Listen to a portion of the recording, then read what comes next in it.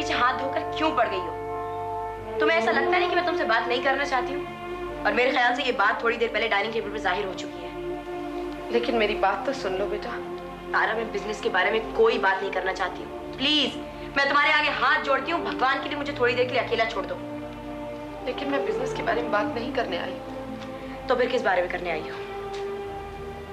मैं तुम्हें बताना चाहती हूँ कि मैंने शमशेर को नौकरी पे क्यों रखा और उसे पैसे क्यों दिए। वो क्यों है, क्या कर रहा है, क्यों कर रहा है, सब समझाना चाहती हूँ, सच सच बताना चाहती हूँ। मुझसे अब और चुप नहीं रहा जाता। ये झूठ मुझे खाए जा रहा है, अंदर ही अंदर मुझे कचोट रहा है। चलो तारा, कम से कम तुम्हें इस बात का एहसास तो हुआ कि तुम मुझे और देर अंधेरे में नहीं रख सकती हो। तारा, तुम्हें याद है ना कि हमें इस रिश्ते को बनाने में कितने साल लगे हैं? हाँ बेटा। बताओ क्या बात है? देवयानी, वो शमशेर सिंह तुम्हारे नाना है। क्या? हाँ बेटा, वो तुम्हारी माँ के पापा हैं। तुम्हारी माँ ने उन्हें यहाँ भेजा है ताकि वो हमारे साथ काम करे और हम दोनों में फूट डाल सके। मेरी माँ ने? तारा, मुझे एक बात बताओ, हमारे बीच वो कैसे फूट डलवा सकती हैं? देवयानी, तुम नहीं जानती। तुम्हारी माँ को हमसे दूर रखने के लिए मैं उन्हें लगातार पैसे भेजती रही। क्या क्या कह रही हो तुम तारा? हाँ बेटा, पहले तो उसे दूर रखने के लिए मैं हर महीने उसे 2 लाख रुपए भेजती रही, लेकिन फिर तो उसने हद ही कर दी। मुझे ब्लैकमेल करके शमशेर को नौकरी पे रखा है और मन में जब आया, जितना आया उतना पैसा मांगती रही, ये कहकर कि अगर मैंने उसे पैसे नहीं दिए तो वो तुम्हें सब कुछ बता देगी। और वो इस वक्त वो कहाँ है? यही बंबई में। क्या?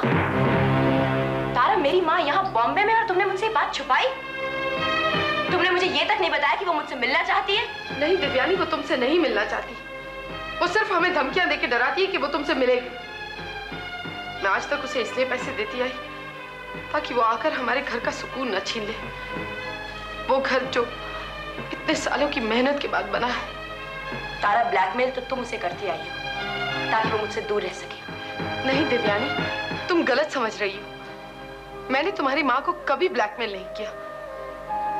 हाँ, घूस दी है, लेकिन इन दोनों में बहुत फर्क होता है। अगर वो हमारे घर में घुस गई तो हमारी जिंदगी नर्क बना देगी। नहीं तारा, नहीं, तुम गलत कह रही हो। हमारी जिंदगी नहीं बल्कि तुम्हारी जिंदगी नर्क हो जाती है। इसी डर से तुमने कभी उससे मुझे मिलने नहीं दिया, इसीलिए तुम हमेशा उसको पैसे देती रही कि कहीं तुम मुझे खो ना दो। तारा, तुम इतना नीचे गिर जाओगी मैं सपने में भी नहीं सोच सकती। वो औरत बेचारी मुझसे मिलने के लिए तड़प रही होगी और तुम कहती हो हमारी जिंदगी बर्बाद कर देगी वो।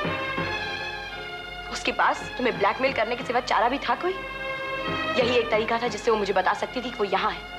तुम गलत समझ रही हो देवयानी। बिल्कुल ठीक समझ रही हो तारा, तुमने बहुत गलत किया। मुझे अब सब कुछ पता चल चुका है।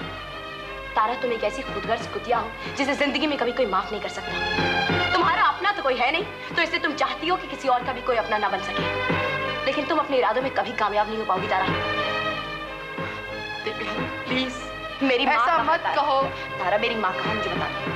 देवयानी, मैं नहीं बता सकती। तारा, कहाँ रहती मेरी माँ, मुझे बता दो तारा, बताओ। ठीक है, मैं उसे मॉडर्न होटल में मिलती हूँ, रूम नंबर 21। लेकिन अपनी गंदी जुबान से मेरा नाम मत लो तारा। मैं जा रही हूँ अपनी माँ के पास। देवयानी, बिच।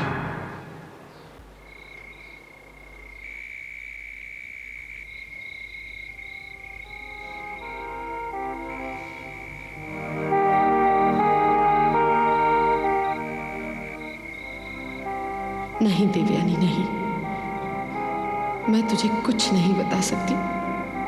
तू अभी बहुत ही छोटी है इन सब बातों को समझने के लिए।